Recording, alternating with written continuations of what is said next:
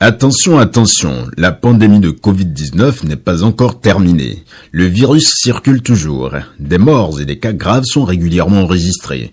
Que faire pour ne pas contracter le virus? Il faut respecter les gestes barrières, c'est-à-dire porter systématiquement le masque en tout lieu public et dans toutes les situations à risque. Éviter les regroupements. Observer la distance de sécurité d'1 mètre au moins entre individus. Se laver fréquemment les mains à l'eau et au savon ou les désinfecter avec du gel hydroalcoolique.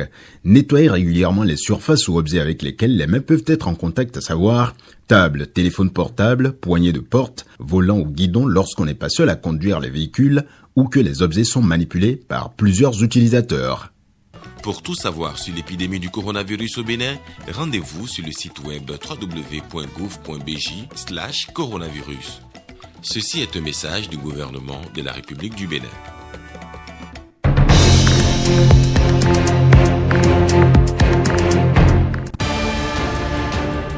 Présidentielle 2021, des membres de missions d'observation électorale ont été reçus en audience par le chef de l'État. Il s'agit des missions d'observation de la CEDEAO et de la CENSAD. Les douanes béninoises évaluent leur performance au premier trimestre de l'année 2021. L'exercice a eu lieu à Cotonou en présence des partenaires sociaux. Les détails dans ce journal. Et puis le mois de Ramadan démarre ce lundi. L'annonce a été faite au cours d'une conférence de presse du bureau exécutif de l'Union islamique du Bénin.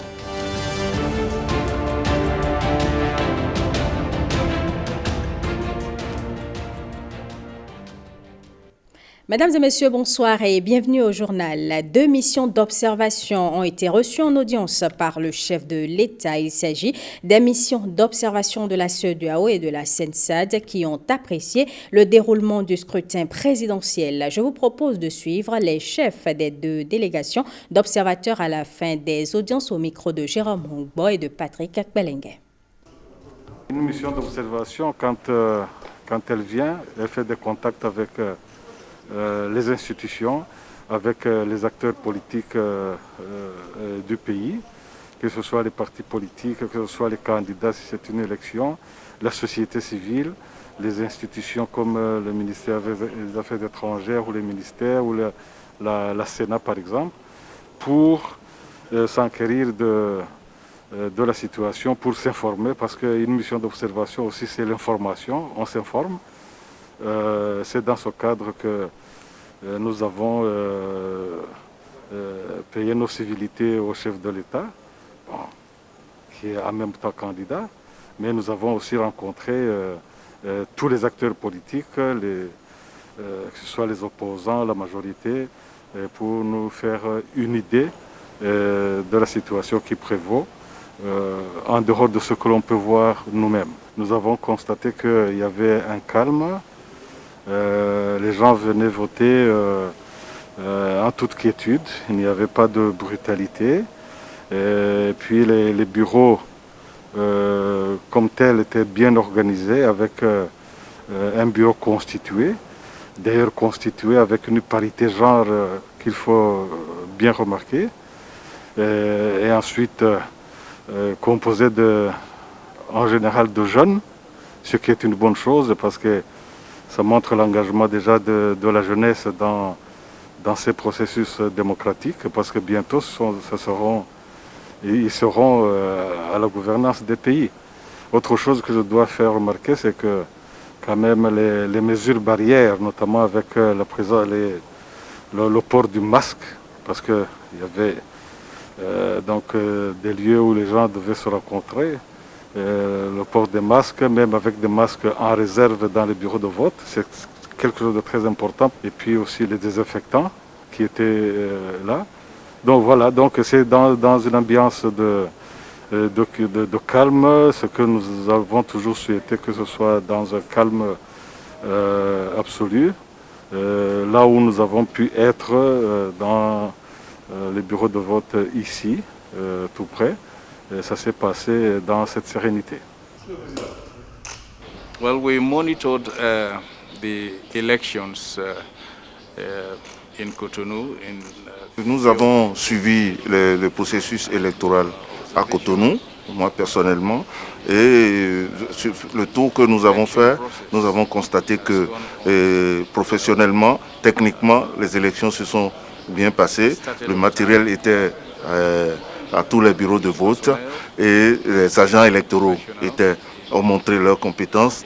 Donc, globalement, nous avons trouvé que c'était bien organisé.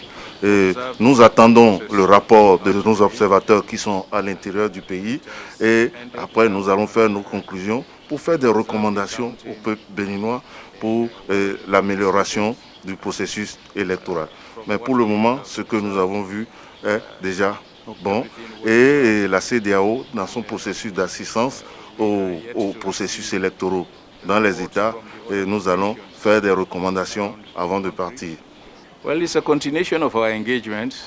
la continuation de l'engagement que nous avons sur le terrain et nous sommes venus lui rendre compte de ce que nous avons constaté sur le terrain aujourd'hui dans la continuité, les institutions que nous avons eu à rencontrer parce que nous avons eu à déployer une mission à long terme qui était là avant nous et nous sommes arrivés, nous avons rencontré aussi les institutions impliquées dans le processus et nous avons discuté avec ces institutions et c'est ça que nous sommes venus lui rapporter.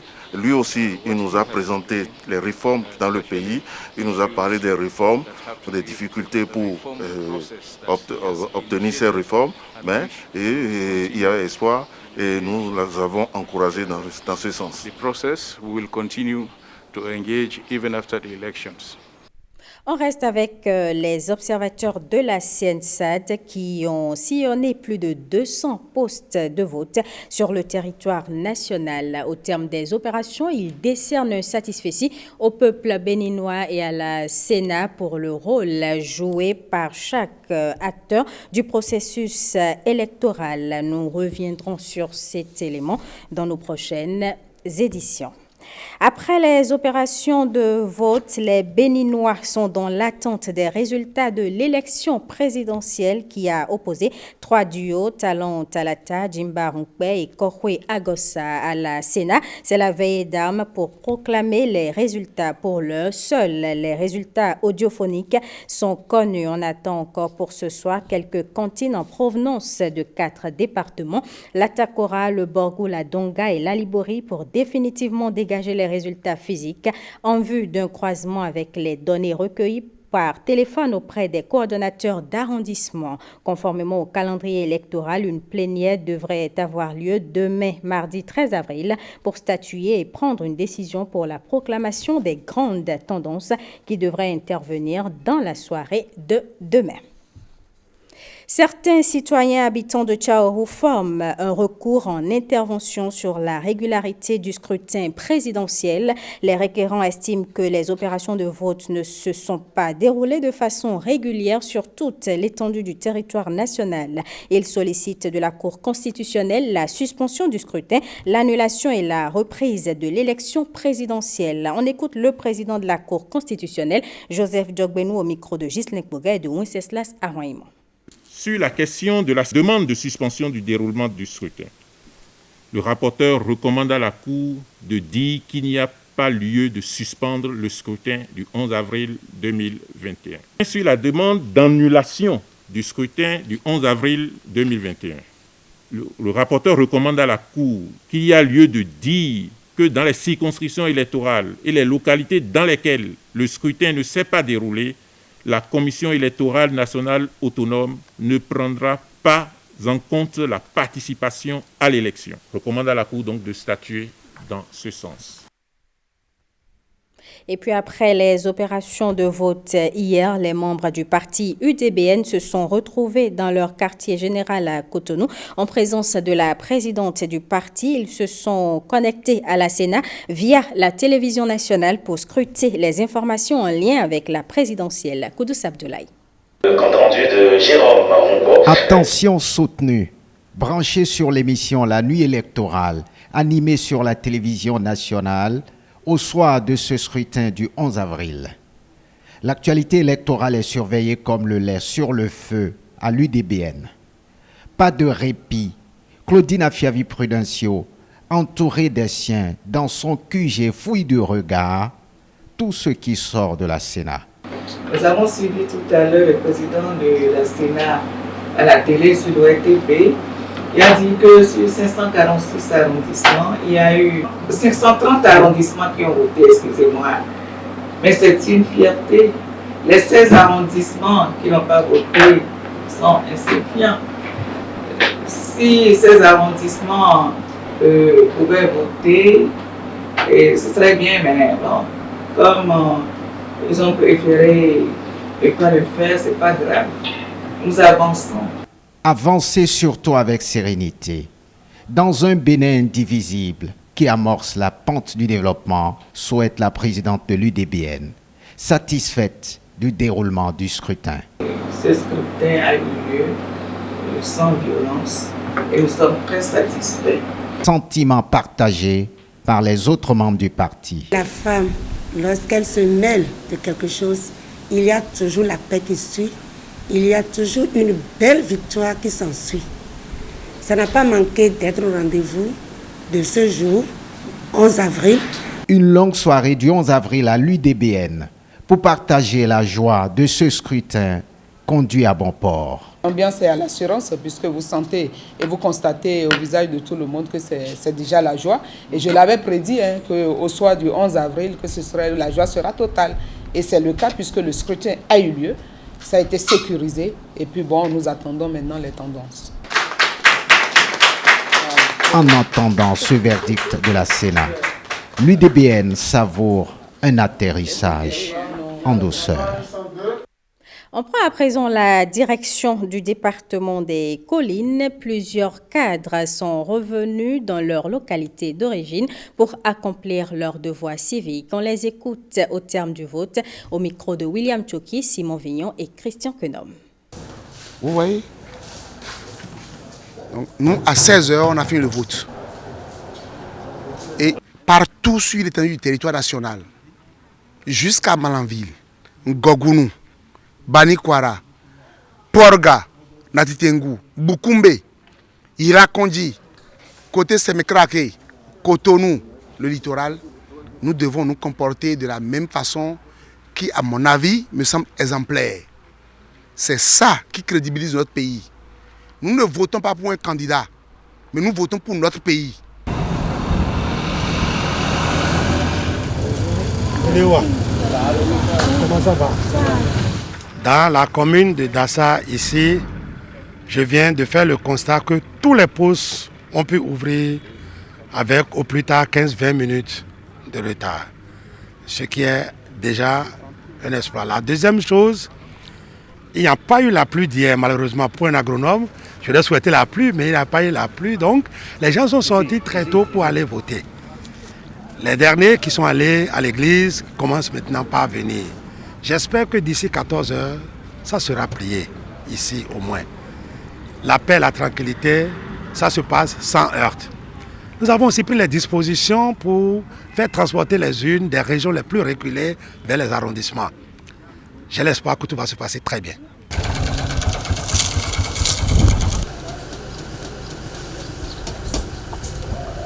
C'est dedans. Il faut être heureux quand on a la chance de venir accomplir ce geste, ce que je suis venu faire dans les collines, à Dassa et à Soklobo ce matin. Je suis venu le faire pour deux raisons en fait. La première raison, et je l'ai toujours dit que c'est la raison qui devait motiver chacun de nous, c'est que nous puissions donner caution à la poursuite donc, des actions de développement de notre pays. C'est la première raison pour laquelle je suis là. Et la deuxième raison, qui est toute particulière certainement à toutes les femmes béninoises, c'est que nous venons pour entériner un principe. Le principe que désormais dans notre pays, que pour les responsabilités, que ce soit du sommet jusqu'à la base, au moment où on nous dit qu'il y a deux personnes qui peuvent assumer ensemble ces responsabilités, que nous puissions admettre ensemble que nous créons cet équilibre hommes et femmes pour la gestion donc, de notre pays. C'est aussi ça qui est fondamental pour moi en tant que femme et certainement pour toutes les femmes du Bénin et tous les Béninois et les Béninoises.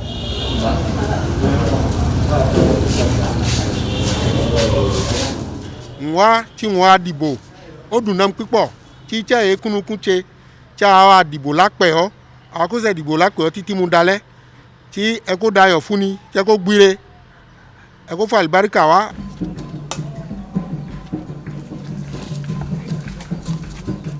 Dans toute la commune, il y a la paix, il y a le calme, tout le monde va à ce devoir citoyen. Et je voudrais vraiment féliciter et remercier la population de la commune de Dassa. Mesdames et messieurs, que le Nigeria regroupe le plus grand nombre de Béninois de la diaspora. Ils ont aussi accompli leur devoir civique hier. Le consul honoraire et les populations s'expriment en termes de fierté après l'opération. Regardez. Mes impressions sont très bonnes. Comme vous pouvez déjà le constater, le vote a démarré à 7h00. Tous les membres du groupe de vote sont présents, ils sont venus à l'heure. Le dispositif sécuritaire a été mis en place par le consul général et son personnel. Il faut dire que cette institution nous a beaucoup accompagnés pour le déroulement de ce scrutin. Ceux qui avaient les légumes qui viennent avec l'aide des listes, on essaie de les détecter, ils procèdent à la tâche civique. Ẹsẹ̀ wàhálà kankan fẹ́ ṣẹlẹ̀ torí ìgbà tí a ti dé géètì báyìí tí mo ti rí ìjọba ọkàn mi balẹ̀. Je suis venu de Abeokuta pour voter et je viens de voter. Nous remercions Dieu qu'il n'a rien, il n'a pas de bagarre et puis il n'a pas de guerre dans notre pays. Bon, nous sommes contents et moi je suis content d'être comme ça pour suivre l'ordre et accomplir notre vote. De Lagos State. By the call mam de converser les métiers. Bon, pour me dire on fi by vote. Do de jelo, on peut tout les soder. Les Béninois, je leur souhaite de se montrer citoyens et d'avoir la patience que tout ira. Nous sommes très heureux, d'abord parce que le gouvernement a pris en compte les Béninois de la diaspora, surtout ceux vivant au Nigeria, qui comportent la plus grosse communauté béninoise au monde. Vous voyez derrière moi le nombre de votes qu'on a prévu pour Lagos. C'est une fierté de voir que les Béninois de chaque localité se déplacent pour venir accomplir ce devoir civique. C'est un engagement personnel patriotique que nous apprécions et nous voudrons remercier le gouvernement à travers la Sénat qui a mis à notre disposition toutes les compétences qu'il faut pour réussir cette journée. Vous savez, les moments d'élection sont des moments très sensibles et la sécurité est un élément important. Nous avons d'abord le soutien de la police diplomatique qui depuis hier veillait sur les enceintes et les abords du consulat avec une forte équipe qui vient d'être relayée par encore une équipe de 10 personnes. Parallèlement, il y a les services de renseignement d'Abuja à travers leur branche de Lagos qui ont dépêché 6 agents de renseignement qui patrouillent dans toute la zone pour dénicher d'éventuels fauteurs de troubles. Je suis fier de tous les Béninois parce que quand vous voyez les distances que les gens parcourent pour venir voter, vraiment il n'y a pas meilleure expression du patriotisme. Et je voudrais leur dire au nom du gouvernement, au nom de tout le peuple béninois que nous sommes fiers d'eux. Nous sommes un grand peuple et un grand pays et c'est dans nos actions quotidiennes que nous allons le noter. Donc c'est une journée de fête, une journée d'élection et une journée de fête. Et nous sommes sûrs que tout se passera bien. C'est le Bénin qui va gagner, ce n'est pas quelqu'un. Les observateurs de la CENSAD, la communauté des États sahélo-sahariens, ont sillonné plus de 200 postes de vote sur le territoire national. Au terme des opérations, ils décernent satisfecit au peuple béninois et à la Sénat pour le rôle joué par chaque acteur du processus électoral. Soleil Hassan est le directeur paix et sécurité de la CENSAD. Il est au micro de Patrick Jossou et de Ézéchiel Rampé. La mission des observateurs de la CENSAD a relevé avec satisfaction la maîtrise du processus électoral par la Sénat, un déploiement satisfaisant de la logistique et du matériel de vote dans les centres de vote, une bonne accessibilité au bureau de vote, la disponibilité des listes électorales dans les postes de vote, une bonne maîtrise des procédures et opérations de vote par les agents de la Sénat et les agents électoraux. Les heures d'ouverture et de clôture du scrutin ont été respectées dans la plupart des postes de vote où la tranche horaire légale des 9 heures a été respectée.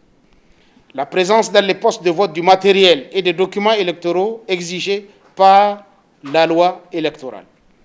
La liberté de vote était assurée aux électeurs. Les isoloirs ont été placés dans des endroits qui assurent le secret du vote. La faible présence de certains délégués des duos de candidats dans les bureaux de vote. Une bonne ambiance paisible dans les centres et les postes de vote. Les opérations publiques de dépouillement ont été effectuées conformément aux dispositions du Code électoral béninois. L'atmosphère du scrutin était apaisée dans la plupart des centres de vote visités. Les personnes en situation de handicap et les personnes du troisième âge ont pu accomplir leur devoir civique avec la bienveillance des opérateurs de la Sénat. Les opérations de dépouillement sont ouvertes au public et se sont déroulées de manière transparente. La mission n'a observé aucun problème susceptible d'influencer les résultats du vote. Les agents des forces de l'ordre et de sécurité ont assuré la sécurité du scrutin avec professionnalisme et dans la discrétion. La présence appréciable d'un agent Covid chargé de faire respecter les mesures barrières, de fournir les masques et le gel hydroalcoolique aux électeurs en cas de besoin dans chaque poste de vote. La mission d'observation électorale de la SENSAD salue l'attachement des Béninois à la démocratie et à la paix. La mission salue également la haute autorité à l'audiovisuel pour les efforts déployés pour assurer aux candidats un accès équitable aux médias. Elle a reconnu à sa juste valeur le rôle des médias béninois dans l'organisation réussie de la communication avant et pendant la campagne. La mission d'observation électorale de la SENSAD saisit cette occasion pour féliciter la Commission électorale nationale autonome pour toutes les mesures prises en vue du bon déroulement du processus électoral. La mission d'observation électorale de la SENSAD exhorte tous les candidats en lice à respecter les résultats issus des urnes et à recourir aux procédures et aux voies légales pour le règlement de tout contentieux en rapport avec le présent scrutin.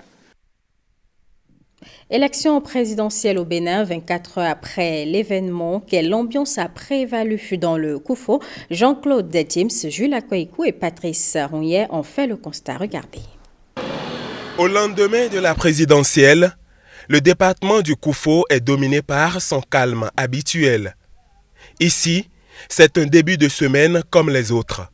Chacun vaque à ses activités. L'ambiance est totalement calme, bien, paisible. Ce lundi, c'est comme les autres lundis. Il n'y a pas de tension. Il y a de la libre circulation. Il n'y a pas de soucis. Il n'y a pas de problème dans la ville. La ville est calme. On ne croirait pas qu'il y a eu une élection.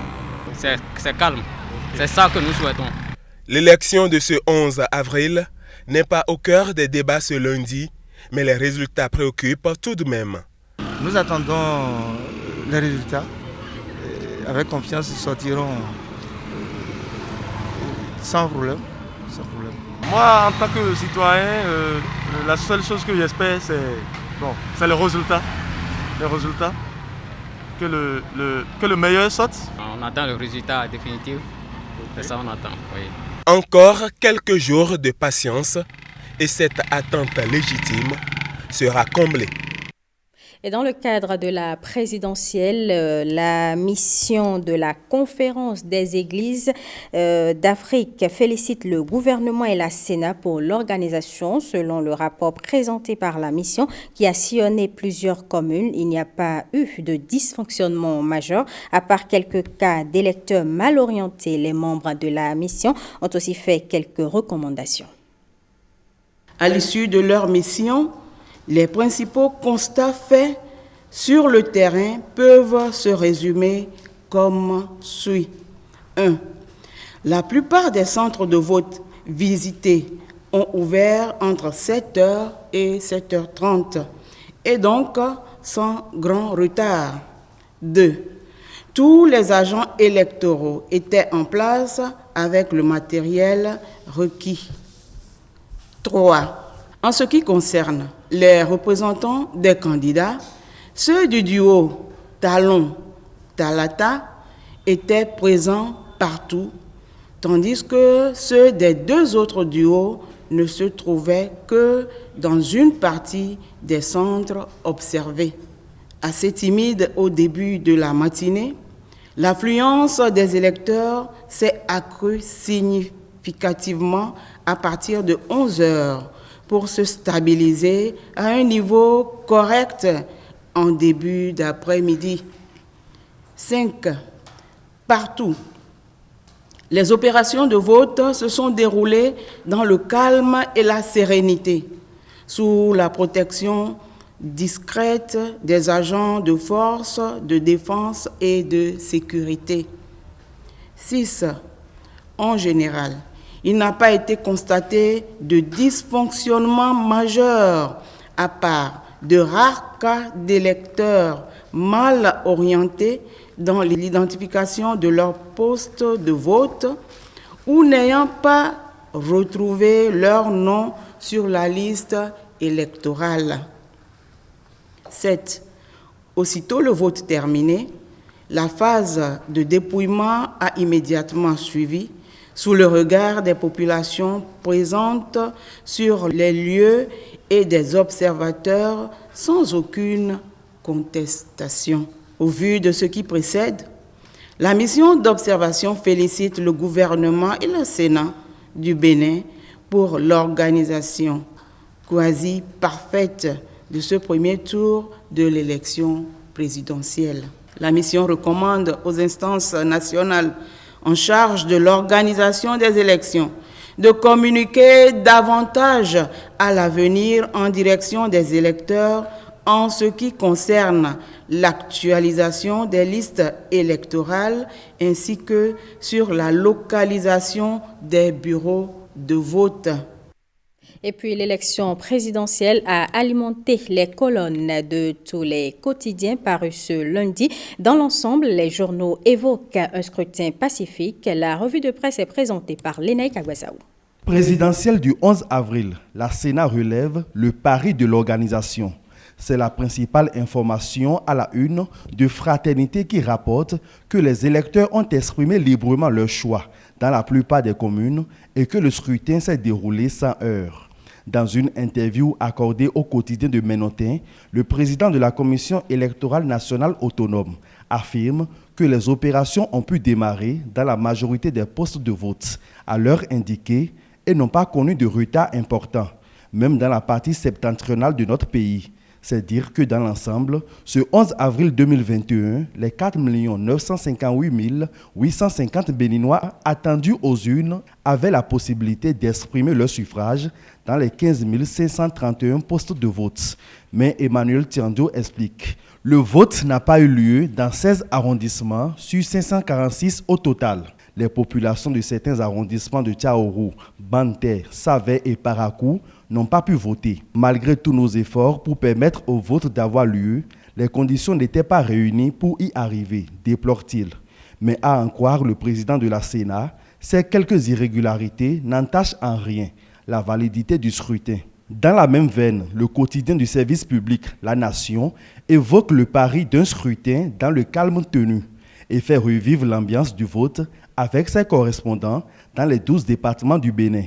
Pas d'incident majeur, renchérit aussi Gasquiani Info à sa une en relayant les propos des candidats après le vote qui ont salué le climat électoral apaisé.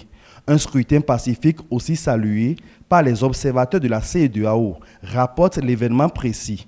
Interviewé par le journal à sa sortie d'audience avec le chef de l'État béninois au soir de l'élection, l'ancien président de la Sierra Leone, Ernest Bai Koroma, chef de la mission d'observation de la CEDEAO, a déclaré que l'élection s'est bien passée et que les agents électoraux ont montré leurs compétences. Le même journal a publié l'intégralité du communiqué de la CEDEAO qui invite les parties prenantes à respecter les résultats qui seront issus du scrutin.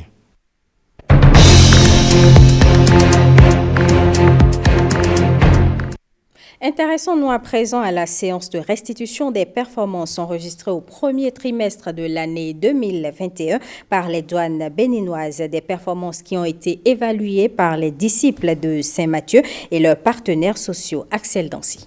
La séance de restitution est une rencontre périodique instaurée dans notre administration depuis mai 2017. L'exercice avec ces hommes en uniforme n'est pas lié aux armes, mais à une reddition de comptes. À la direction de la douane et des droits indirects, l'heure est au bilan. Ces derniers présentent les résultats des performances enregistrées au premier trimestre de l'année. Le cumul des recettes budgétaires à fin mars 2021 s'élève à 97,669 milliards de francs CFA pour une prévision cumulée de 98 milliards de francs CFA, soit un taux de réalisation de 99,25%. Dans un échange de bons procédés, Charles Inoussa Sakaboko affiche un leadership d'écoute et profite de l'occasion pour remotiver ses troupes.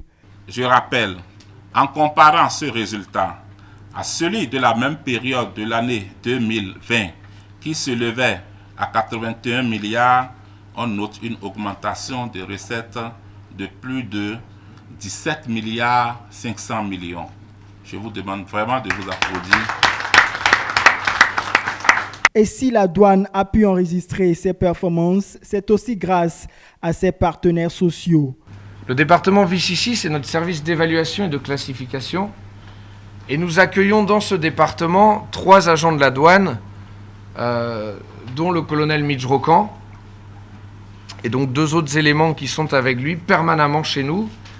Et l'objectif de ce service est de faire toutes les réévaluations nées des contentieux que vous pouvez constater dans vos différentes recettes. Donc les contentieux sont ramenés à ce service et ce service étudie pour proposer une réévaluation. Cette séance de reddition de comptes a été également le moment de renforcer les capacités de ces douaniers sur les questions liées à la gestion des contentieux douaniers, de la vente aux enchères, mais aussi de les doter en matériel informatique. Les forces navales béninoises reçoivent du matériel de navigation du gouvernement. Il s'agit des embarcations de plusieurs types. Un deuxième lot fera suite au lot déjà prêt à l'usage. Le chef d'état-major des forces navales parle du matériel acquis et de son utilisation future. La place d'armes de l'état-major des forces navales jonchée d'embarcations, des embarcations de différents types et de différentes fonctions. L'acquisition de ce lot de matériel fait partie d'une politique plus globale d'équipement des armées béninoises. Le volet mer vient de connaître un grand coup de pouce. C'est ce volet de la Marine nationale qui nous a permis d'acquérir les matériels et équipements dont un premier lot vient de nous être livré. Nous avons reçu à cet effet des embarcations de 3 types. Nous avons reçu 30 embarcations de type fluvial d'une longueur de 5,65 m, 4 embarcations semi-rigides d'une longueur de 5,2 m et 2 embarcations semi-rigides d'une longueur de 8,5 m. De nouvelles embarcations prévues pour équiper les entités qui contribuent à l'action de l'État en mer. L'action de l'État en mer, c'est d'abord la marine militaire nationale et ensuite la douane et la police. Ces équipements vont permettre à coup sûr de lutter contre l'insécurité maritime dans nos eaux. La lutte contre l'insécurité maritime comprend entre autres la lutte contre la piraterie, la pêche illicite, la pollution marine, les autres trafics interdits par les réglementations en vigueur sur les mers et les océans. Grâce à ces embarcations et les autres qui viendront, les forces navales béninoises avec leurs patrouilles couvriront toutes les eaux sous juridiction béninoise. Dans la lutte contre l'insécurité en mer, la surveillance et la présence sont 2 éléments importants. Grâce à ces nouvelles embarcations, les marins béninois pourront renforcer leur surveillance et leur présence sur nos eaux. D'autres lots d'équipements sont encore attendus et des vecteurs de plus grande taille. La Marine nationale est très outillée pour continuer à accomplir sa mission, notamment la lutte contre l'insécurité maritime dans nos eaux. Les marins béninois attendent donc un deuxième lot de matériel qui leur permettra de renforcer davantage leurs actions et par là même la sûreté et la sécurité maritime au Bénin. Et puis ce cri de détresse de cette mère de 4 enfants, Pierrette Hongwedi, qui a donné vie à un triplé. La charge familiale devient très lourde pour cette femme et son mari, demeurant dans un village de la commune de Zé après la naissance des 3 bébés. Les moyens pour subvenir aux petits soins des nouveau-nés sont quasi inexistants, surtout avec un lait recommandé par les médecins. Venue à bout de souffle, la mère du triplé passe par nos canaux pour solliciter l'aide de toute bonne volonté. Émile Azokota l'a rencontré pour nous.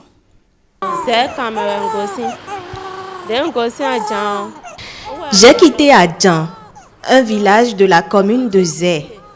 Je suis venue ici solliciter le soutien de toute la population parce que j'ai accouché de triplés et nous n'avons pas les moyens pour en prendre soin.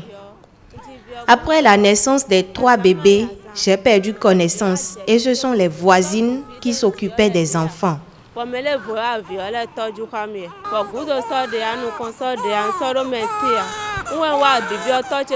Nous n'avons pas les moyens. C'est pourquoi nous passons par ce canal pour demander à mes papas, mes mamans, mes frères et sœurs, toute personne de bonne volonté, de nous venir en aide afin que je puisse prendre soin de ces enfants.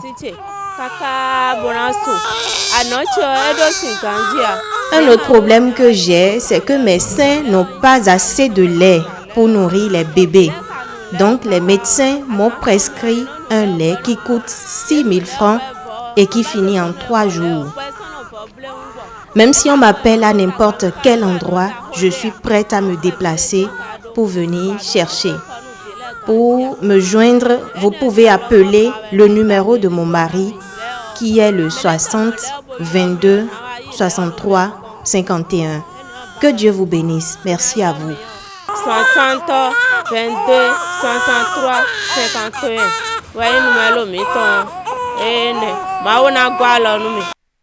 Je vous l'annonçais dans les titres. Ce lundi 12 avril 2021 est le premier jour du mois de Ramadan. Le bureau exécutif de l'Union islamique du Bénin l'a annoncé au cours d'une conférence de presse à Cotonou. Le président de ce creuset est au micro de Robert Copin-Edor et de Daniel Ada. Chers frères et sœurs dans la foi, de sources dignes de foi, la lune est observée ce jour, dimanche 11 avril 2021, correspondant au 29 Chaban 1442 de l'an hégirien dans plusieurs pays musulmans. Conformément aux recommandations prophétiques et après concertation des membres du bureau exécutif national de l'Union islamique du Bénin, consultation des responsables départementaux et des personnalités de notre communauté. Le bureau exécutif national vous informe que le premier jour du mois de Ramadan de l'année 1442 de l'Hégire est le lundi 12 avril 2021. Allah est le plus grand. Chers frères et sœurs dans la foi, je voudrais saisir l'occasion pour lancer un appel à l'endroit de tous les Béninois et en particulier à l'endroit de la communauté musulmane béninoise. La paix est islamique et tout musulman doit lutter pour la conserver. Le musulman est non seulement pacifique, mais pacifiste. Mettons tout ce qui s'est passé derrière nous et consacrons-nous à ce mois béni qui est à nos portes. Béninoises, Béninois, la Covid-19 tue lorsque les cas positifs ne sont pas diagnostiqués à temps. Pour éviter d'en être victime, le dépistage précoce est la solution. Il est indispensable d'aller en consultation dès l'apparition du moindre symptôme. Pour rappel, les signes courants qui font penser à la Covid-19 peuvent être la fièvre, la perte du goût ou de l'odorat, l'éternuement, l'écoulement nasal, la toux, l'irritation de la gorge, les difficultés respiratoires, etc. Dès l'apparition de l'un quelconque de ces signes ou de plusieurs à la fois, rendez-vous immédiatement dans l'un des centres de dépistage ouverts sur toute l'étendue du territoire national ou dans un centre de santé ou appelez le numéro vert 136. Pour tout savoir sur l'épidémie du coronavirus au Bénin, rendez-vous sur le site web www.gouv.bj/coronavirus. Ceci est un message du gouvernement de la République du Bénin. Ce sera tout, mesdames et messieurs, pour ce journal que je vous remercie d'avoir suivi.